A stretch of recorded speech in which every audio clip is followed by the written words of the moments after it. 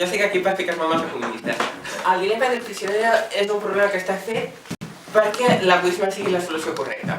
Eren dos presoners que no podien comunicar-se i si no es delataven l'un de l'altre només complien 6 mesos de condemna. Si delataven de l'altre tenien una reducció de pena, que si l'altre no es delatava a ells, em sembla que passaven a ser 3 mesos ells i l'altre 3 anys, i si es delataven tots dos, com que els pillaven per tots els seus delictes, eren 2 anys cadascun. El que és millor per tots dos és que ningú delati l'altre i aleshores fan 6 mesos cadascun.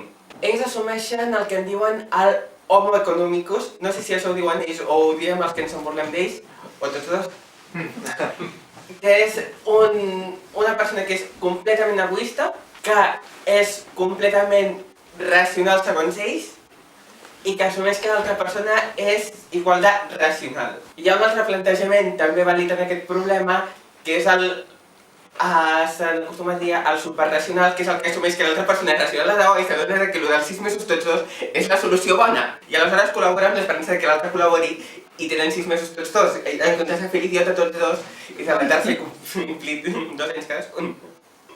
Però bueno, seguirem amb el seu homo economicus. Aleshores van començar a fer variants del tipus que en comptes de ser una sola vegada fossin 10 seguides. Els surt molt millor els que col·laboren fins al final o quasi. Els que sortien pitjor sempre els que traeixen al principi. Sempre. Això també s'ha usat en biologia evolutiva i aleshores s'han fet variants. Una de les variants és que en comptes de ser n vegades no saps quan acaba. Si no saps quan acaba no hi ha una última en la que traeixes segur, amb la qual no pots anar fent la cadena cap enrere. Però una de les que em sembla bastant interessant en biologia evolutiva, i que aquesta segurament fins i tot és útil de debò, és que tenien les poblacions mutaven aleatòriament i tenien l'opció de col·laborar, l'opció de ser egoistes o l'opció de m'ha tocat amb aquest, no ho faig. I aleshores tenien un resultat intermig entre el de col·laborar tots dos i el de fastidiar tots dos.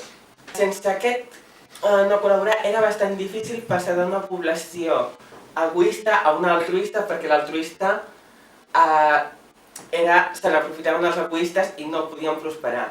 Amb aquesta població que quan un els ha fastidiat abans no tornen a participar en aquesta població és evolutivament superior als egoistes perquè els egoistes s'estan fastidiant els uns als altres en comptes de fer les coses. Aquesta població dels que passen comença a prosperar i a partir d'aquesta sí que prosperen els altruistes.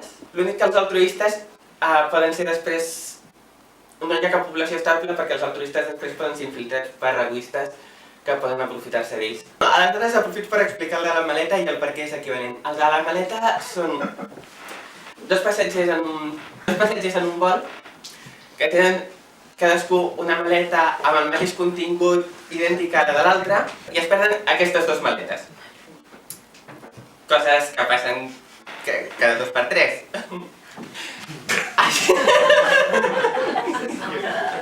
Així que l'encarregat de donar-los una compensació, com que a pesar que sap que tenien el mateix exactament, no sap quan valia, els diu que tenen un màxim de 100 euros per la compensació i que simplement els tancaran a una sala separats, que escriguin cadascú el valor que té la maleta i que assumiran que el que posa un valor més baix ha dit la veritat, amb la qual a l'altre li posaran una multa de 2 i ell un bonus de 2 i que el preu aquest baix serà el que els donaran a tots sense comptar-lo del menys 2 a un i el menys 2 a l'altre.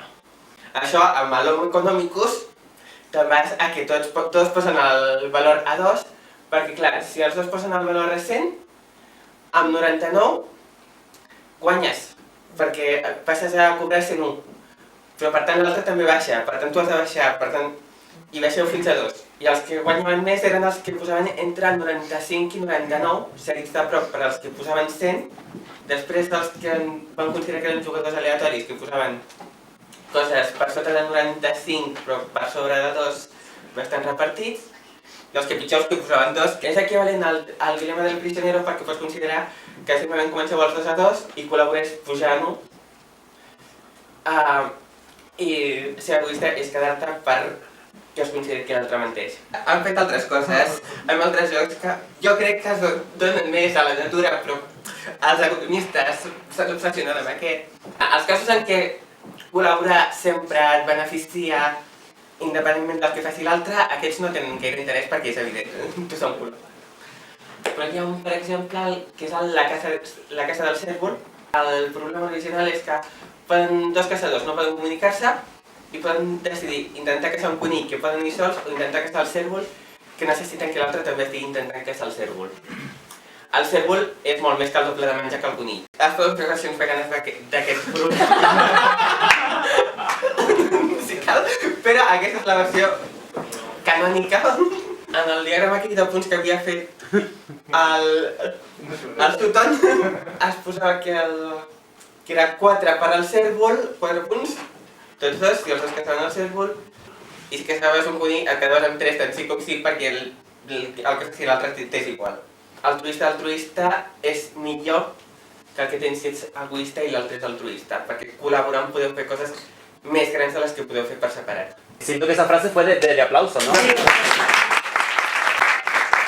La conclusió és que fins i tot quan estan fent el problema expressament perquè ser egoista sigui la solució bona, perquè el dilema del prisionero està plantejat expressament perquè ser egoista sigui la solució bona, no ho és.